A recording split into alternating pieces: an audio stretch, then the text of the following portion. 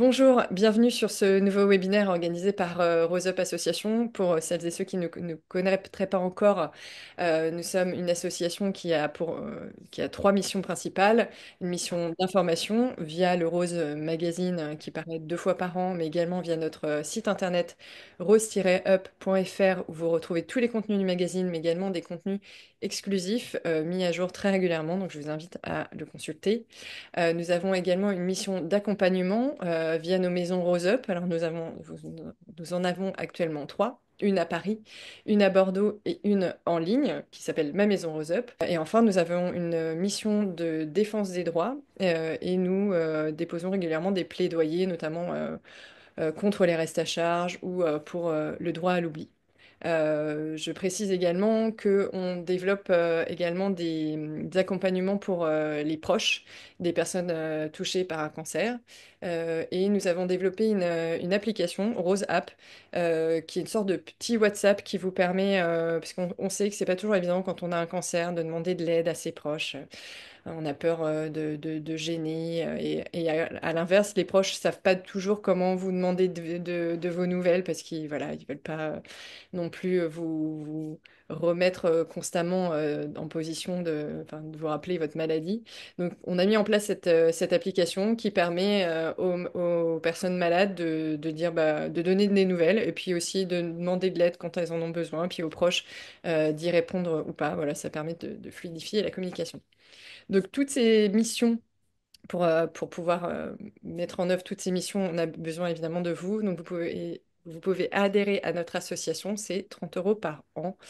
Voilà, et ça nous permettra de vous proposer des webinaires comme celui d'aujourd'hui. Alors, je vais peut-être me présenter aussi. Je m'appelle Émilie Groyer, je suis journaliste scientifique et aujourd'hui, j'anime un webinaire sur les cancers métastatiques avec le professeur Sagachian. Je vais vous laisser vous présenter. Bonjour à toutes, Mahasti Sagachian, moi je suis oncologue médicale. Je m'occupe de femmes atteintes de cancer du sein depuis bientôt 25 ans. J'ai travaillé 17 ans à l'Institut Gustave Roussy, dans le comité sein de l'Institut Gustave Roussy avec Suzette Delaloge et je suis depuis 6 ans à l'hôpital américain pour m'occuper d'abord de l'unité sein et puis maintenant comme responsable du pôle d'oncologie. Et je travaille depuis longtemps avec Rose Up Association qui est vraiment formidable et qui fait un travail formidable. Et merci Rose Up parce que vous nous aidez beaucoup, nous aussi, médecins, dans notre quotidien. Mm. Merci, ça fait toujours plaisir. Alors, je vais juste rappeler le fonctionnement de ce webinaire pour ceux qui nous suivent via Zoom. Vous pouvez poser vos questions via l'onglet Q&R qui est en bas de votre écran et je les poserai au fur et à mesure au professeur. Alors, on va commencer par une question très simple, enfin très simple, qui ne l'est pas tant que ça en fait, mais en tout cas de base. C'est quoi une métastase? C'est une très bonne question. Une métastase, en fait, c'est une cellule cancéreuse qui est partie de la tumeur initiale qui était dans le sein, ou qui est toujours dans le sein, et qui, à travers les vaisseaux sanguins et les vaisseaux lymphatiques, s'est mise à circuler dans l'organisme pour aller dans d'autres organes que le sein. Et donc, ça peut être dans n'importe quel organe, dans les ganglions, dans le poumon, dans le foie, dans l'os, même au niveau du cerveau. Ces cellules, en fait, elles se promènent dans la circulation et puis elles vont aller se loger dans cet autre organe et elles se posent là et elles commencent à se développer dans cet organe et c'est ce qu'on appelle la métastase. Alors, vous allez peut-être entendre aussi parler de cellules tumorales circulantes. Et ben ça, c'est justement ces cellules cancéreuses, ces métastases, dans la phase où elles circulent dans le sang, comme si elles prenaient le périphérique pour aller se mettre ailleurs. Et on entend souvent parler de cancer métastatique ou de cancer métastasé. Euh, Mhm. Il y a une différence entre les deux termes ou c'est synonyme? Non, c'est synonyme. Parfois, et peut-être un peu avant, on parlait de cancer généralisé. Alors, ce côté généralisé est un peu effrayant parce qu'on a l'impression que c'est partout et etc. Ben non, c'est en fait la même chose. C'est la cellule cancéreuse qui est une cellule cancéreuse du sein, mais qui n'est plus dans le sein, elle est ailleurs. Ce qui est important de savoir, c'est que, en fait, ça reste une cellule cancéreuse de sein, elle a les caractéristiques, la morphologie, la sensibilité au traitement de la cellule initiale qui était dans le sein. Et donc, même si elle est dans le foie, dans le poumon ou dans l'os, c'est pas un cancer des os, c'est pas un cancer du foie, c'est pas un cancer du cerveau, c'est un cancer du sein, enfin une métastase de cancer du sein. Et c'est très important parce que en termes de pronostic, de risque de développement, de traitement surtout, c'est pas du tout la même chose qu'un cancer qui se serait au départ développé dans l'autre organe. Hmm. D'accord. Alors souvent, on regarde aussi ce qui se passe dans les ganglions. Est-ce que si on a un ganglion qui est envahi, ça veut dire que c'est métastatique? Alors, c'est vrai qu'il y a une ambiguïté là-dessus. C'est vrai que le ganglion, bah, c'est plus le sein. Et parfois, on vous parle ou vous voyez dans les comptes rendus métastase ganglionnaire. Mais le ganglion, en fait, des ganglions, on en a partout dans le corps. Et les ganglions, ils nous servent ce sont des sentinelles. Ils servent à défendre l'organisme contre toute agression, qu'elle soit infectieuse, cancéreuse, voilà. Et donc, des ganglions, on en a partout. Mais on en a aussi, surtout pour ce qui concerne le sein, dans l'aisselle, et c'est-à-dire dans le creux là, sous l'épaule. Ces ganglions qu'on appelle axillaires, ils sont directement connectés au sein. C'est un peu une annexe du sein, et il arrive très fréquemment que les cellules cancéreuses qui se sont développées dans le sein, dans ce processus où elles commencent à vouloir circuler, elles sont attrapées par le ganglion de l'aisselle et donc elles vont se poser dans ce ganglion, mais ça reste lié au sein. C'est vraiment, comme je vous dis, une annexe du sein et le ganglion dans l'aisselle, il a fait son travail, il a arrêté la cellule cancéreuse pour essayer de l'empêcher d'aller ailleurs. Et donc, c'est pas tout à fait comme une métastase qui serait ailleurs dans le corps ou dans d'autres ganglions, parce que bah, quand c'est dans l'aisselle, on peut éventuellement l'opérer, on peut éventuellement faire de la radiothérapie, on peut faire des traitements locaux comme sur le sein et tout enlever. Et vous voyez, c'est pas comme si c'était allé vraiment très loin. C'est toujours dans la zone du sein et dans cette connexion très forte entre le sein et les selles. Donc, on n'a pas un cancer métastatique quand on a une métastase dans le creux axillaire, dans les ganglions du creux axillaire. Et c'est très important, c'est très différent, c'est pas du tout les mêmes traitements, pas du tout les mêmes pronostics. Et c'est pas parce qu'on a un ganglion d'atteint que forcément notre cancer va devenir métastatique. Absolument. En fait, on sait aujourd'hui que ben, le ganglion, comme je vous disais, il est vraiment là pour défendre l'organisme, pour défendre votre corps contre cette agression par les cellules cancéreuses. Donc, s'il a attrapé la cellule cancéreuse, il a fait son travail de protection. Maintenant, oui, malheureusement, les cellules, elles peuvent quand même essayer d'aller au-delà et elles pourraient donner des métastases, mais pas forcément. Et il y a vraiment, on sait en particulier que entre un et 3 ganglions atteints dans les selles, euh, c'est pas très grave. Au-delà, évidemment, le risque que ça soit parti ailleurs augmente. Et avec le nombre de ganglions atteints, ce risque de métastase, il est plus important. Mais en l'occurrence, quand c'est une micrométastase, quand c'est quelques cellules ou quand c'est moins de 3 ganglions atteints, il y a peu de risques que ça soit forcément parti ailleurs. D'accord, c'est rassurant. Euh, Vous l'avez dit un peu au début, donc une tumeur devient métastatique quand il y a des cellules tumorales qui sortent de l'organe touché, qui va dans la circulation sanguine. Est-ce qu'on sait un peu mieux maintenant pourquoi, comment elle arrive à s'implanter dans certains organes et surtout, est-ce qu'il y a du coup certains organes qui sont plus à même de développer des métastases? Je ne sais pas comment dire ça. Oui, c'est une bonne question. Euh, on ne comprend pas encore tout de ce processus métastatique. On sait que la cellule cancéreuse, par définition, c'est une cellule très puissante qui se comporte pas comme une cellule normale. Vous voyez, une cellule normale, typiquement, elle n'a pas la capacité d'aller ailleurs que dans l'organe de départ. La cellule cancéreuse, comme elle a muté, comme elle a vraiment tout un tas de caractéristiques différentes de la cellule normale, elle est d'abord capable de se multiplier. Et c'est parce qu'elle se multiplie qu'à un moment, bah, elle commence à vouloir disséminer.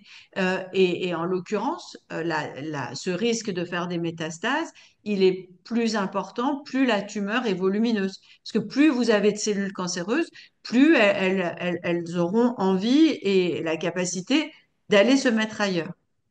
Et puis en fait, elles ont des espèces de capteurs, comme des espèces de ventouses, qui leur permet de s'accrocher au vaisseau, de traverser la paroi des tissus, de rentrer vraiment dans dans les vaisseaux sanguins ou lymphatiques, et ensuite de circuler. Et de nouveau, elles ont des capteurs qui vont leur permettre de s'accrocher dans les autres organes. Et en fait, pour chaque cancer va avoir des capteurs différents. Certains cancers du sein vont avoir des capteurs pour s'accrocher dans le foie ou dans l'os ou dans le cerveau. Et c'est pour ça que bah, d'une patiente à l'autre, les métastases, elles peuvent être localisées dans des organes très différents. Vous aurez des patientes chez qui les métastases, elles vont être uniquement dans l'os parce que le cancer de cette patiente a la capacité, la cellule cancéreuse de cette patiente, à s'accrocher dans l'os. Elles ont vraiment des espèces de récepteurs qui leur permettent de s'accrocher dans l'os. Pour d'autres, bah, ça sera d'autres organes. Dans les cancers du sein, les sites les plus fréquents de métastases, ça reste avant tout l'os. Les cellules cancéreuses du sein ont vraiment cette capacité très forte d'aller dans l'os. Euh, En deuxième intention, ça sera les ganglions, pas que ceux de l'aisselle, mais les ganglions ailleurs dans l'organisme. Et puis, on peut avoir aussi des atteintes un peu moins fréquemment au niveau du poumon, au niveau du foie, au niveau cérébral. Très bien. On parle souvent de cancer métastatique au moment de récidive, quand le cancer revient, mais il peut être aussi d'emblée métastatique, c'est-à-dire qu'au diagnostic, il peut être déjà métastatique.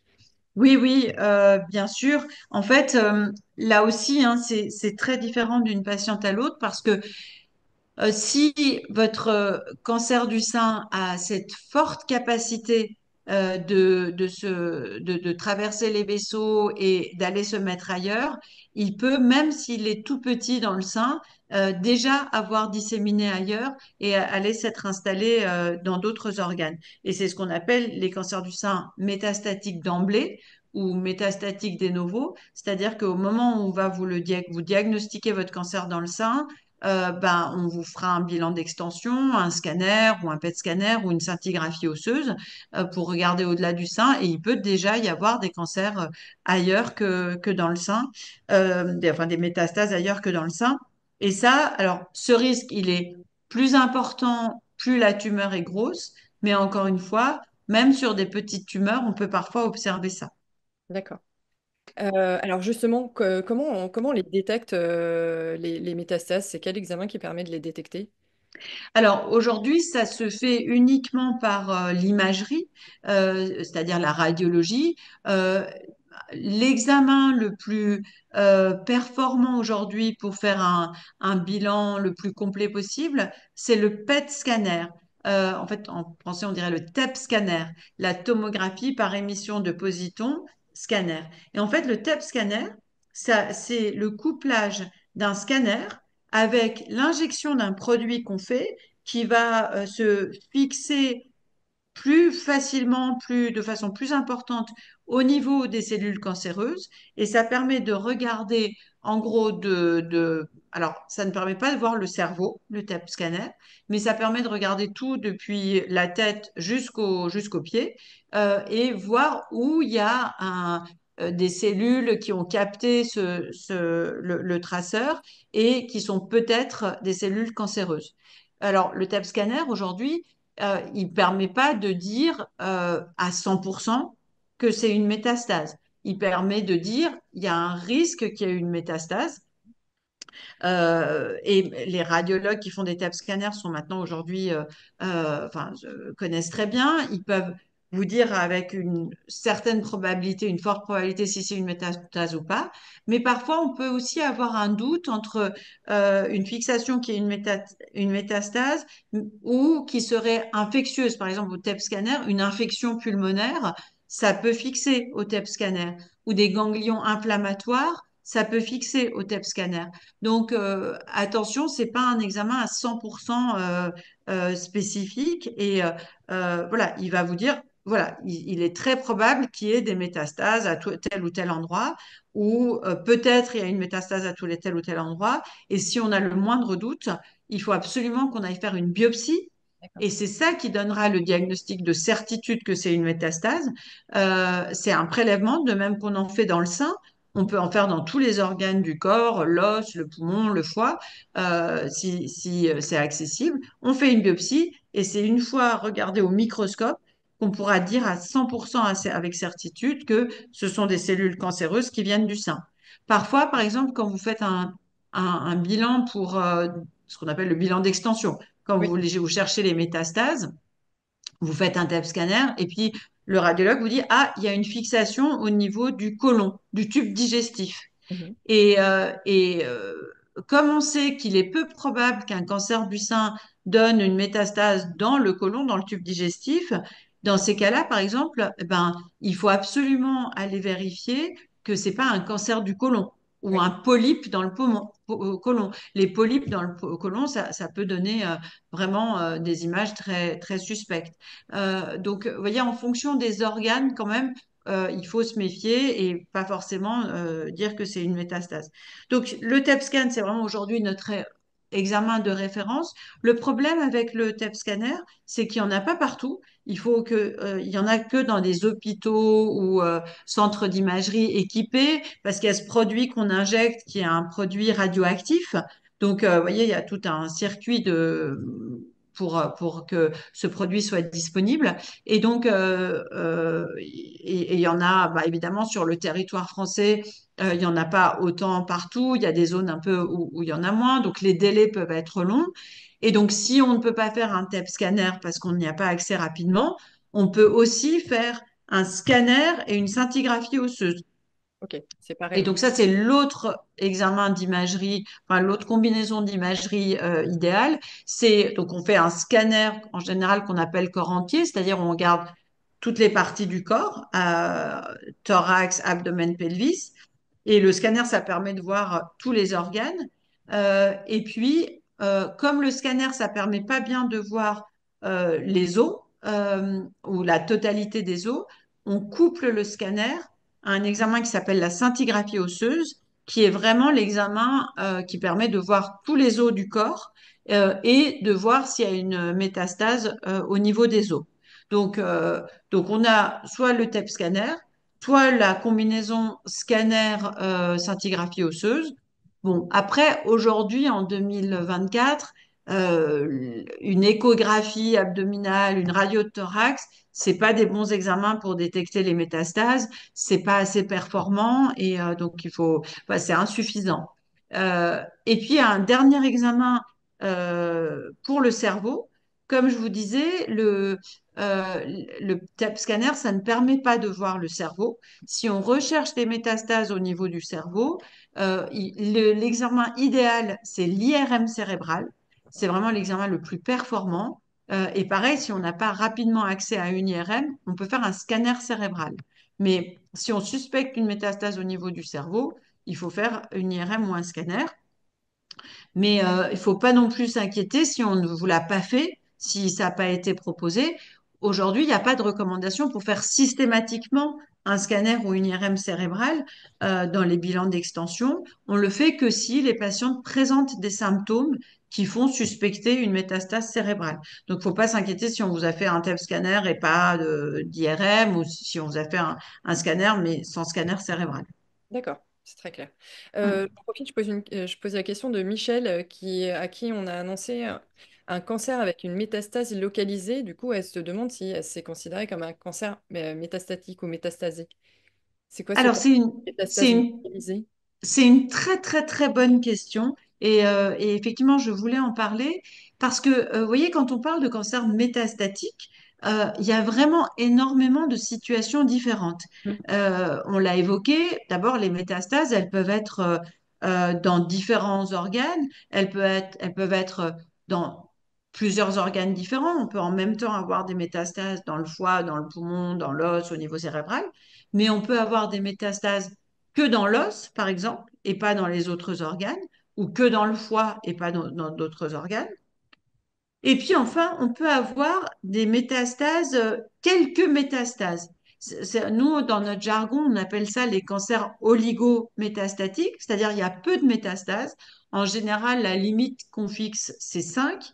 Et donc, en gros, ça veut dire quoi? Ça veut dire que plutôt qu'avoir plein de petits foyers de métastases diffus dans l'os et le foie et le poumon, etc., bah, vous avez une métastase dans le foie, une D'accord. seule où vous avez une seule métastase dans le foie et une dans le poumon. Et vous voyez, vous pouvez en avoir. Les métastases, il faut bien se rendre compte que c'est des petits îlots, quoi, c'est des petits villages où se sont installées les cellules cancéreuses dans vos différents organes. Et si vous en avez que 5, des foyers comme ça, eh bien, c'est les cancers oligométastatiques. Et c'est important parce que dans ces cas-là, on peut faire des traitements très ciblés de radiothérapie ou de chirurgie pour se débarrasser de ces quelques métastases. Parce que sinon, dans les autres cas, quand les métastases sont un peu diffuses et les cellules sont un peu allées diffusément dans différents organes, bah, ça n'a pas d'intérêt d'aller les traiter une par une. Enfin, c'est impossible d'aller les traiter une par chirurgie ou radiothérapie. Mais dans D'accord. les cancers oligométastatiques, et surtout s'il n'y en a qu'une dans un seul organe, bah là, on se pose la question de est-ce que ça vaut pas le coup d'aller l'opérer, l'enlever et pour s'en débarrasser. D'accord, oui, c'est très différent. Euh, Mm. il y a Brigitte qui demande, il y a cette présence de tumeurs à un autre endroit. Comment on sait que c'est bien une métastase qui vient d'un cancer, du premier cancer, ou si c'est un nouveau cancer? Alors, elle a tout à fait raison, Brigitte. En fait, nous, on utilise plusieurs arguments. Il faut vraiment se rendre compte que euh, en médecine et en particulier en cancérologie, euh, beaucoup de nos décisions, de nos réflexions sont une affaire de probabilité. Et en fait, et c'est pas toujours très simple d'avoir une certitude. Et donc, la certitude sur la métastase, on ne l'a qu'avec la biopsie. Mhm. Comme je vous disais, vous pouvez faire tous les examens radiologiques du monde. euh, Tant qu'on n'a pas fait une biopsie et qu'on n'a pas regardé au microscope que la métastase qu'on a prélevée, qu'on a biopsié, l'échantillon qu'on a pris, on le regarde au microscope et au microscope, l'anatomopathologiste, il est capable de vous dire, dans la plupart des cas, ce sont des cellules cancéreuses qui viennent du sein et c'est une métastase d'un cancer du sein. Donc D'accord. ça, c'est le seul moyen d'avoir une certitude. Mais la biopsie, elle n'est pas toujours faisable ou elle n'est pas toujours nécessaire parce que si on a une très forte suspicion, une très forte probabilité que c'est une métastase de cancer du sein. Par exemple, typiquement, une patiente qui a eu un cancer agressif au départ, qui avait un gros risque de faire des métastases, si à un moment on lui découvre des images très suspectes au TEP scanner évocatrices de métastases, en particulier par exemple si c'est au niveau de l'os, où on sait que c'est très probable d'avoir une rechute de cancer du sein, euh, il y a des images et des situations, métastases osseuses d'un cancer du sein agressif, ben, la probabilité que ça soit des métastases du cancer du sein, elle est de 99%. Et dans ces cas-là, on ne va pas forcément biopsier la patiente et lui imposer un geste de biopsie qui peut être désagréable, douloureux, invasif. Voilà, donc on n'est pas obligé de faire ça, de faire la biopsie. Mais si on a un doute, la seule façon d'être certain que c'est une métastase, c'est la biopsie. Et c'est vrai, elle a raison, Brigitte, parfois, vous pouvez avoir eu un cancer du sein ou avoir un cancer du sein et avoir un autre cancer dans un autre organe. Et ça, on le voit malheureusement, voilà, c'est pas exceptionnel. Moi, j'ai des patientes qui ont, en même temps que leur diagnostic de cancer du sein, eu un diagnostic de cancer du côlon. J'ai une patiente dans son suivi, bah, elle a développé un cancer du rein qui n'avait rien à voir avec son cancer du sein. Et ça, on a pu faire la distinction entre métastase et cancer d'un autre organe qu'à partir de la biopsie. Très bien. Euh, Mm. je réponds juste à Anne-Laure qui fait la réflexion très juste qu'on n'arrête pas de parler de cancer du sein. C'est parce que le professeur Sagachon, c'est sa spécialité, mais tout ce qu'elle dit là, c'est Mm. applicable à n'importe quel cancer. Voilà, Oui, je suis désolée, je pensais que le webinaire était axé cancer du sein. Ah oui, ça, Euh, qui aurait peut-être dû le préciser, oui, c'est cancer métastatique en général, mais c'est vrai que comme c'est votre spécialité, c'est plus simple pour vous de donner des exemples du cancer du sein. c'est vrai. Mm. Toutes les Mais réponses. c'est vrai que tout ça est vrai pour les autres cancers aussi. C'est Mm. ça. On essaye d'être le plus général possible justement pour que Mm. tout le monde trouve des réponses à ces questions. Alors, il y a Nadine qui posait une question. Alors, elle ne l'a pas posée exactement comme ça, mais je vais me permettre de la reformuler.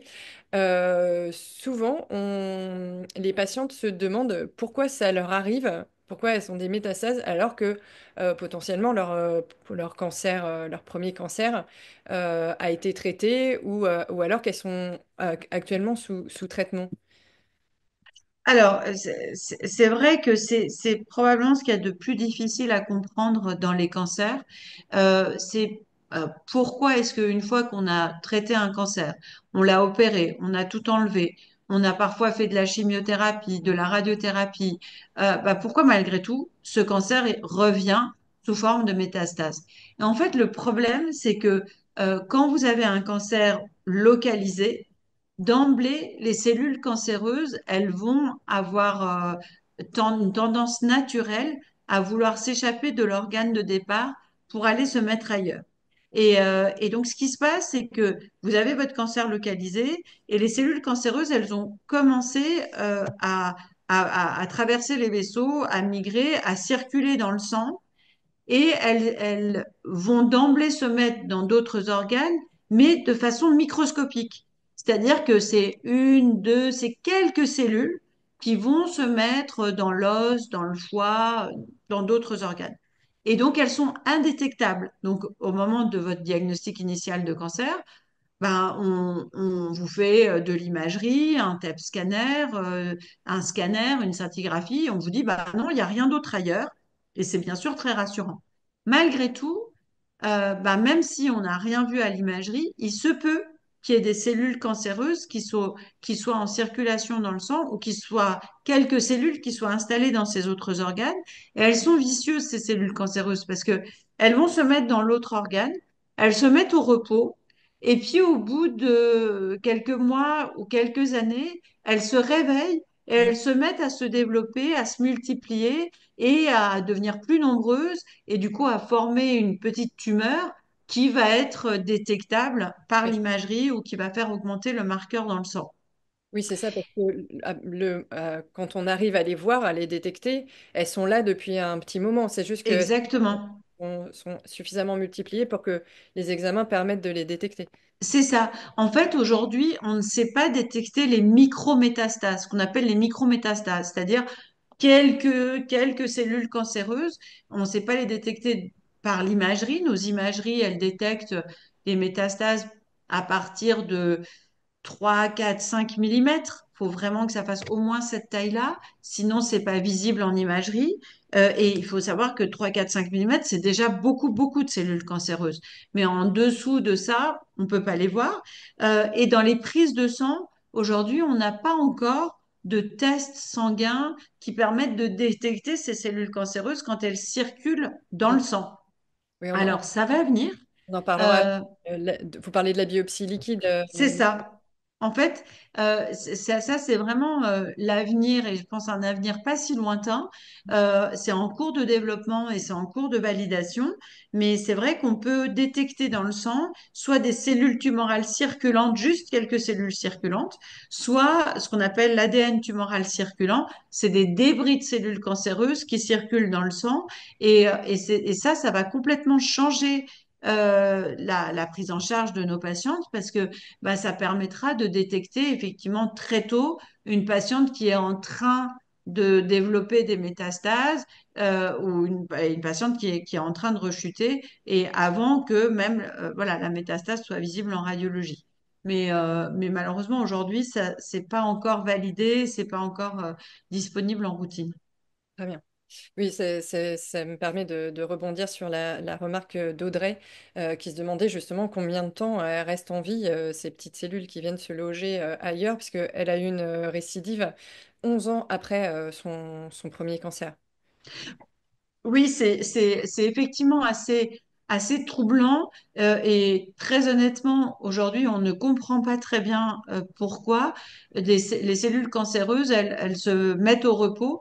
Elles peuvent vraiment rester très longtemps au repos et on ne sait pas pourquoi à un moment, il y a un événement. Est-ce que c'est une baisse de l'immunité? Est-ce que c'était programmé dans la cellule cancéreuse pour qu'elle se réveille au bout de 10 ans, même 20 ans, hein. On sait que malheureusement, les rechutes, elles peuvent survenir au-delà de 20 ans après le cancer initial. Alors, c'est très rare, mais ça existe malheureusement et c'est vraiment des cellules cancéreuses qui sont parties du cancer initial d'il y a 20 ans.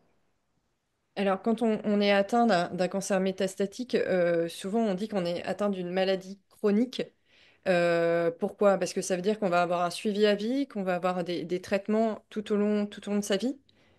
Oui, c'est pour toutes ces raisons-là. En fait, le cancer, quand il est localisé, même si, comme on le disait tout à l'heure, il y a un ganglion de proximité qui est atteint, euh, on peut l'opérer, faire des radiothérapies, des chimiothérapies, de l'immunothérapie et en guérir. Et ensuite, on surveille bien sûr les patients parce qu'il y a toujours un risque de rechute. Mais aujourd'hui, voilà, pour la plupart des patients qui présentent un cancer localisé, il ne reviendra pas parce qu'on a pu tout enlever par la chimio, la radiothérapie et la chirurgie en particulier.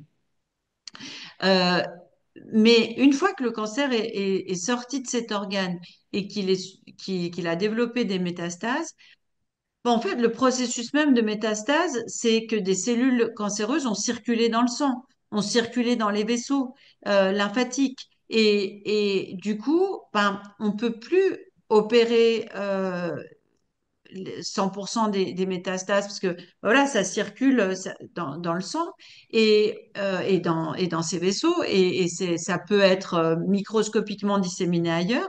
Et donc, en gros, ben, les cellules cancéreuses, elles sont un peu allées s'installer dans votre organisme et on a beaucoup de mal à se débarrasser de 100% de ces métastases.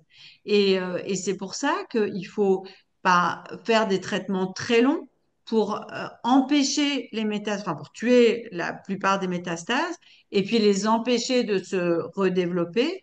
Et puis, il faut aussi faire des surveillances régulières pour s'assurer que ben, le traitement a marché et qu'il ne s'est pas développé ailleurs, qu'il n'est pas parti ailleurs. Parce qu'aussi, malheureusement, parfois, au fil du temps, les cellules cancéreuses qui sont vraiment programmées pour ça, elles deviennent résistantes au Mm. traitement. Et donc, on vous a démarré un traitement, ça a très, très bien marché. On voit plus du tout les métastases sur l'imagerie, mais en vrai, comme on le disait tout à l'heure, bah, il reste quelques cellules microscopiques, et c'est les cellules microscopiques elles peuvent au fil du temps devenir résistantes au traitement, comme quand on prend des antibiotiques trop souvent ou de façon trop prolongée. La bactérie, elle devient résistante. Bah, c'est pareil pour la cellule cancéreuse. Et donc, malgré le traitement que vous prenez, bah, elle est capable de nouveau se multiplier, se développer et faire de nouvelles métastases. Et c'est pour ça qu'il faut, un, surveiller régulièrement les patients sous traitement, et deux, les patients, et deux, eh ben, changer de traitement s'il y a une résistance qui s'est développée, si la maladie a réévolué. C'est pour D'accord. ça qu'on parle de maladie chronique.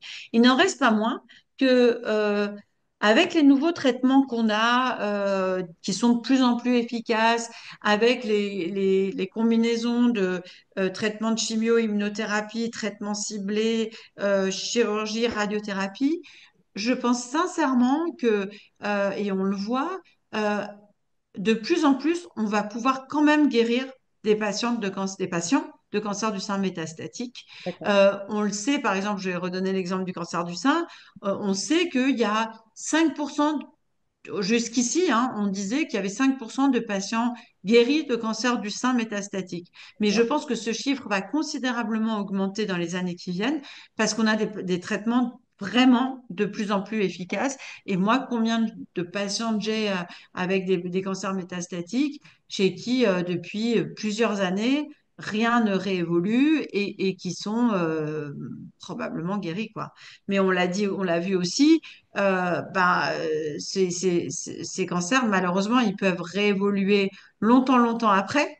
Donc, on peut malheureusement pas crier victoire trop tôt et il faut avoir 10 ans, 20 ans de recul pour chaque patient pour pouvoir vraiment lui affirmer qu'il est guéri de son cancer. Bah, c'est intéressant ce que vous dites parce que jusqu'à présent, on disait que un cancer métastatique, c'est un cancer dont on ne guérira pas. Donc les choses changent avec les nouveaux traitements. Les choses changent avec les nouveaux traitements, c'est très variable, évidemment, d'un cancer à l'autre, d'une situation à l'autre, on l'a dit, selon le nombre de métastases, selon la sensibilité de chaque femme, chaque homme au traitement de son cancer. Mais oui, oui, oui, vraiment, sincèrement, je pense que les choses vont changer dans les années qui viennent, sont en train de changer déjà.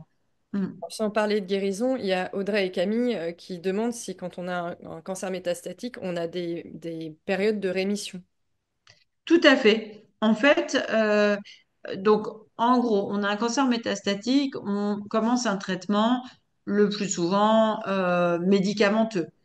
Chimiothérapie, immunothérapie, thérapie ciblée, hormonothérapie. Bon, donc on vous commence ce traitement. Et puis le traitement, qu'est-ce qu'il fait? Il va commencer à détruire les cellules cancéreuses, un petit peu, beaucoup, à 99%. Donc, sur les imageries que vous ferez, le TEP scan ou le scanner, ben, au bout de quelques mois, on va voir les métastases diminuer. Parfois, on les voit disparaître. Parfois, on les voit juste se stabiliser et il n'y a pas elles grossissent pas ou il n'y a pas de nouvelles métastases qui apparaissent. Tout ça, c'est ce que nous, on appelle la réponse au traitement. Et donc, ça peut être une réponse complète s'il n'y a plus rien, une réponse partielle si ça a diminué mais pas disparu, ou une stabilisation si ça a arrêté d'évoluer. Et donc, tout ça, après, ben, ça va persister dans le temps pendant un mois, 2 mois, 6 mois, un an, 5 ans, et c'est la rémission. Mais on ne parle que de rémission et pas de guérison, parce que, on l'a dit, bah, à un moment, ça peut se redévelopper. Donc, bah, la rémission, elle peut durer et parfois longtemps, mais on surveille et puis il peut y avoir une nouvelle progression si jamais le cancer se redéveloppe. D'accord. Bah, c'est Nadine notamment qui disait qu'elle était sous thérapie ciblée et hormonothérapie, comme vous en avez parlé, qu'elle a une bonne réponse au PET scan. Du coup, elle se demande un peu combien de temps ça va durer. Donc là, j'imagine qu'il est difficile de répondre à cette question. C'est ça, c'est très très variable malheureusement d'un patient à l'autre. On a des patients chez qui les traitements marchent très bien, mais que pendant 3 mois ou 6 mois, et d'autres chez qui ça peut marcher pendant des années. Voilà, plus on a de recul, c'est-à-dire chez un patient chez qui le traitement a marché pendant 3 ans, on sait qu'il y a des chances que ça marche vraiment longtemps. Si le traitement a pas bien marché au début, bon, bah, il y a un risque que assez rapidement, ça marche plus du tout. Donc, ça va être très, très, très variable. Et c'est pour ça que votre médecin, malheureusement, il peut à aucun moment vous dire, voilà, c'est bon, c'est gagné et tout ira bien parce que, voilà, malheureusement, on a cette incertitude sur l'évolution de la tumeur et il faut surveiller. Et vous l'avez... Clairement, plus le temps passe et Ouais. plus le traitement marche longtemps, plus on est rassuré. C'est pour ça que au fil du temps, vous voyez, au départ, si on vous fait des PET scanners tous les 3 4 mois et qu'au bout de 2 ans, bah, tout va bien et rien n'a évolué, on peut espacer les D'accord. imageries. D'accord. Vous l'avez dit, hein, les cellules tumorales, elles vont développer des résistances au traitement. En fait, il y a des nouveaux mutants qui vont se développer et qui, eux, seront plus sensibles au traitement. C'est pour ça qu'on va être amené à changer de traitement tout au long du parcours. Il y a Farida aussi qui posait cette question très pertinente. Elle a un cancer du sein triple négatif métastatique d'emblée, avec des métastases au foie et sur les vertèbres qui ont disparu, qui ont réapparu. Et il y en a certaines qui ont développé le marqueur HER2. D'accord? Alors que elle l'était pas, si je comprends bien, elle l'était pas forcément au début. Donc c'est ça, c'est que la tumeur va changer, va exprimer de différents marqueurs et potentiellement, du coup, on va avoir d'autres traitements à donner à ce moment-là pour cibler ces marqueurs-là en particulier. Oui, oui, et c'est très important de parler de ça et c'est tout à fait exact. Donc effectivement dans ce phénomène de mutation des cellules cancéreuses, alors il y a deux phénomènes. En fait, il y a d'une part qu'elles peuvent muter au fil du temps et donc un cancer par exemple qui avait des récepteurs hormonaux, il peut perdre ses récepteurs hormonaux et donc un cancer qui au départ était hormonosensible peut devenir hormonorésistant ou triple négatif. D'accord. Donc le cancer, il peut vraiment, à travers ces mutations, changer de morphologie et changer vraiment de catégorie. Et on peut passer d'un cancer triple négatif à un cancer hormonosensible ou l'inverse. On sait qu'en gros, il y a 30% de variation au fil du temps. C'est-à-dire que chez une femme sur trois et dans un cas sur trois, bah, le cancer, il va changer de morphologie et de catégorie. Parfois, c'est parce que ça a muté. Parfois aussi, c'est parce qu'en fait, il faut se rendre compte que quand on a un cancer du sein, initialement, les cellules cancéreuses, elles se ressemblent pas à 100%. Et vous pouvez avoir dans un cancer du sein 80% de cellules, Je me permets d'intervenir, pardon, vous dites cancer du sein, mais c'est vrai, encore une fois, c'est vrai pour d'autres. dans tous les cancers. Vous pouvez avoir donc dans un cancer 80% de cellules qui sont exactement les mêmes, avec les mêmes récepteurs, les mêmes marqueurs tumoraux et donc les mêmes cibles pour pouvoir les traiter, et 20% qui seront un petit peu différents. Et donc, quand même, l'exemple du cancer du sein est assez intéressant parce que c'est très, très vrai dans le cancer du sein. Vous pouvez avoir 80% de cellules HER2 qui expriment le HER2 et puis 20% qui ne l'expriment pas. Et la métastase, elle peut venir des 20% qui n'avaient pas le HER2 ou elle peut venir des 80%. C'est pour ça que quand les patients font des rechutes métastatiques, on recommande très vivement de faire une biopsie, malgré tout, si possible, pour revérifier les récepteurs. Voilà, et ça, c'est vrai pour la plupart des cancers parce que nos traitements aujourd'hui sont très ciblés sur les récepteurs de chaque type de cancer du sein et qui ne sont pas forcément les mêmes que le cancer initial. Et D'accord. parfois, on peut même avoir, vous voyez, des métastases dans le poumon et dans l'os, par exemple. Et puis, votre traitement, il marche très bien sur les métastases du poumon, pas du tout sur les métastases de l'os. D'accord. Pourquoi? Parce que bah, les métastases qui sont allées dans le poumon sont pas les mêmes que celles qui sont allées dans l'os, et c'est pas les mêmes récepteurs, et donc c'est pas la même sensibilité au traitement. D'accord. Moi, j'espère que comme ça, les personnes qui sont actuellement sous traitement comprendront un peu mieux parce que c'est vrai que c'est très perturbant d'avoir un traitement qui marche tout d'un coup et qui ne Oui, fonctionne pas. Ensuite, on donne un traitement qui est complètement différent. On nous dit que notre cancer avait tel marqueur au départ et puis finalement, il les perd ou il en a hum, d'autres. Conceptuellement, c'est un peu compliqué à bien comprendre. sûr. J'espère. Et c'est pas qu'il y a eu une erreur sur l'analyse, même si ça peut arriver, mais c'est quand même aujourd'hui rare. C'est vraiment parce que ça a changé. Et donc c'est aussi pour ça que les patients ne doivent enfin doivent vraiment poser la question de est-ce que ça serait pas utile chez moi de faire une biopsie et revérifier.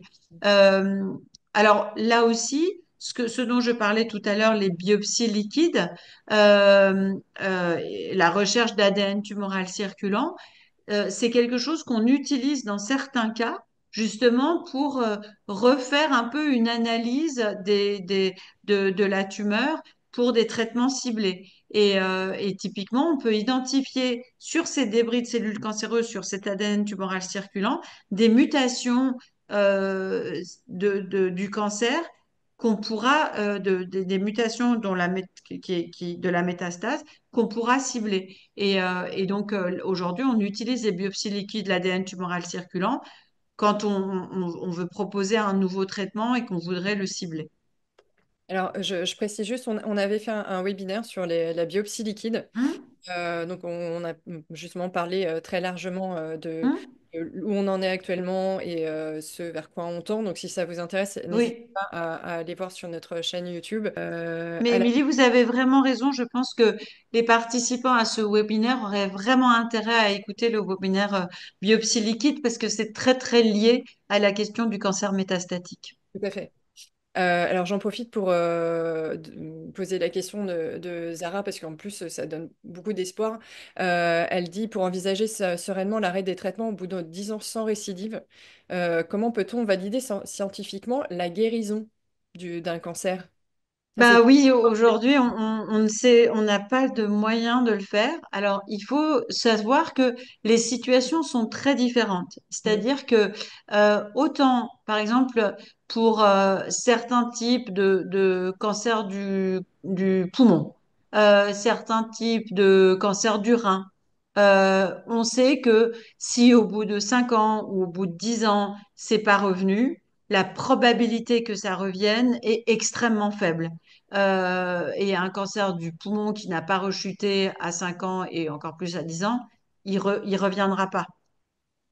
Par contre, c'est pas vrai dans le cancer du sein, par Mm. exemple, et on l'a évoqué tout à l'heure. Donc, euh, donc, euh, donc, encore une fois, nous, pour pouvoir vous dire avec plus ou moins de certitude si vous êtes guéri ou pas, ben, on utilise toujours nos statistiques et nos probabilités et les données qu'on a sur l'ensemble des patients qui ont été suivis. Et donc, on peut vous dire, ben, il est probable que vous soyez guéri. Mais on a aujourd'hui aucun test qui permette de le confirmer définitivement. Et là aussi, même la biopsie liquide, vous faites si vous recherchez de l'ADN tumoral circulant et qu'on n'en retrouve pas, malheureusement, ça ne veut pas forcément dire que c'est fini et que vous êtes guéri pour toujours. Mais voilà, on n'est pas bon là-dessus. Ouais. Ouais. Il y a quand même Marie-Christine qui nous dit que elle, ça fait 15 ans. Donc, on a quand même certaines femmes avec nous là qui donnent beaucoup d'espoir. Il y a beaucoup de questions autour des facteurs tumoraux. Alors, je pense que c'est des marqueurs. Je pense que Ah, c'est. des marqueurs. Ah oui, oui, oui. Alors, les marques, oui. Je demande si c'est bah, justement des bons marqueurs pour Hmm. suivre Oui. l'avancée du cancer ou le risque de récidive. C'est très très important cette question de marqueurs tumoraux parce que bah on en fait très souvent, on les fait à tout le monde et pourtant bah les marqueurs tumoraux c'est pas très fiable malheureusement. Parce que un marqueur tumoral, c'est quoi? C'est une protéine. En général, c'est quelque chose qu'on dose dans le sang, comme on vous dose le sodium, le potassium ou le sucre. Ben, on peut doser des protéines dans le sang qui sont fabriquées essentiellement par les cellules cancéreuses, mais qui peuvent aussi être fabriquées par les cellules normales du corps. Et donc, pour la plupart des marqueurs tumoraux, on en trouve normalement dans le sang. En fait, c'est pas vraiment des marqueurs tumoraux, c'est des Ouais. marqueurs qu'on retrouve dans le sang. Vous voyez, la CE, le CA15-3, euh, le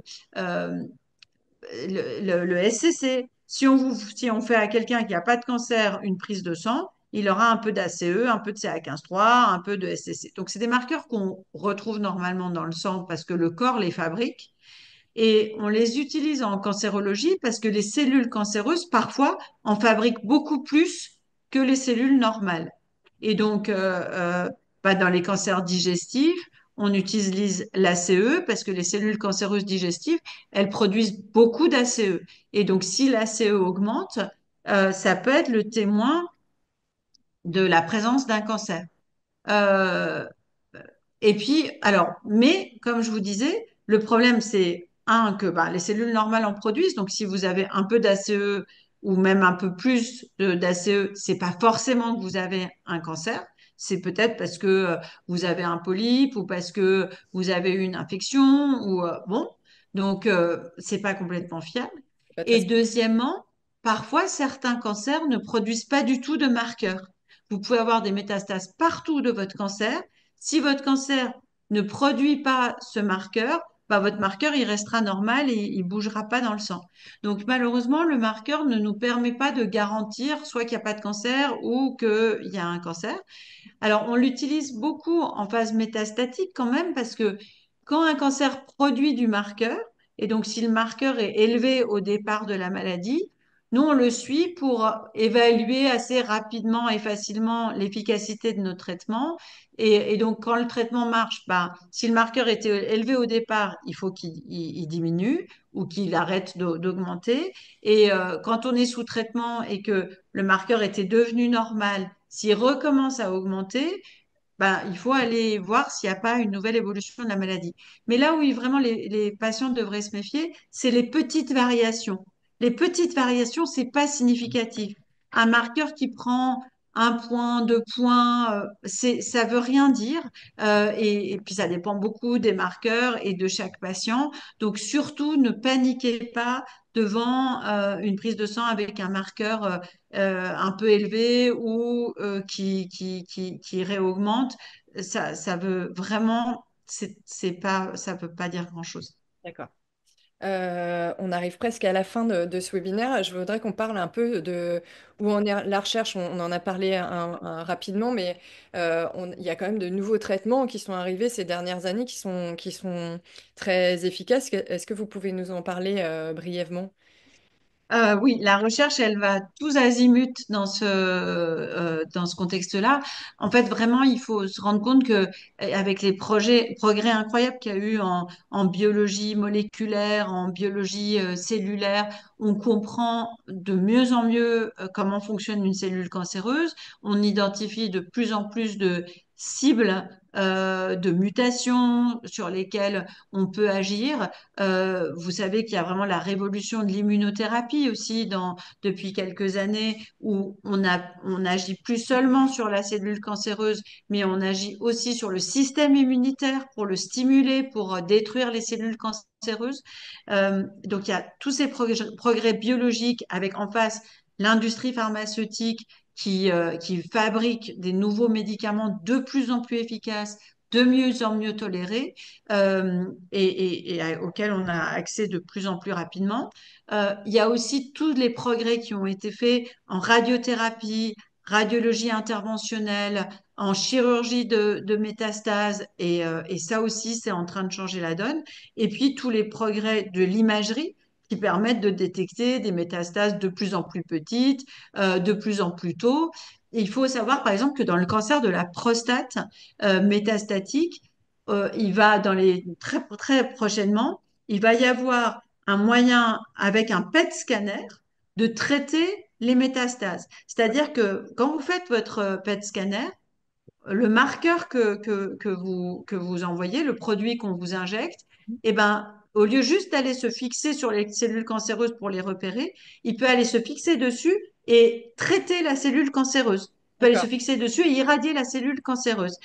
Et ça s'appelle le TEP-PSMA. Et ça, c'est quelque chose qui va arriver très prochainement pour, en même temps qu'on vous fait le PET, en même temps traiter vos métastases. Et donc, vraiment, on a la chance de pouvoir voir tout ça arriver. Et moi, je dis toujours aux patientes qu'il faut qu'elles s'accrochent parce que bah, les années qui viennent, chaque mois, chaque année, il y a de nouveaux traitements. Et là où, dans des situations où on n'avait pas du tout d'espoir, bah, ça finit par arriver. Mais je pense on va s'arrêter sur cette note d'espoir et je remercie d'ailleurs les femmes qui étaient avec nous et qui nous disaient voilà, que ça fait 10 à 15 ans qu'elles ont eu leur diagnostic de cancer métastatique. Et ben merci encore, encore une fois, je viens de laisser mon mail à toutes les participantes. N'hésitez pas à m'envoyer un mail si on n'a pas répondu à certaines de vos questions. Encore une fois, je suis désolée quand vos questions sont un peu trop personnelles ou liées à votre dossier médical, je suis désolée, mais là, on ne va pas pouvoir y répondre. On répond vraiment aux questions les plus générales possibles pour que vous compreniez au mieux votre maladie. Merci encore, professeur Sagacchian, pour ce webinaire encore qui est très clair et qui a répondu, je pense, à beaucoup de questions que nos spectatrices et spectateurs peut-être se posent. Merci à vous et à une prochaine fois. À bientôt, oui. Au revoir. Au revoir.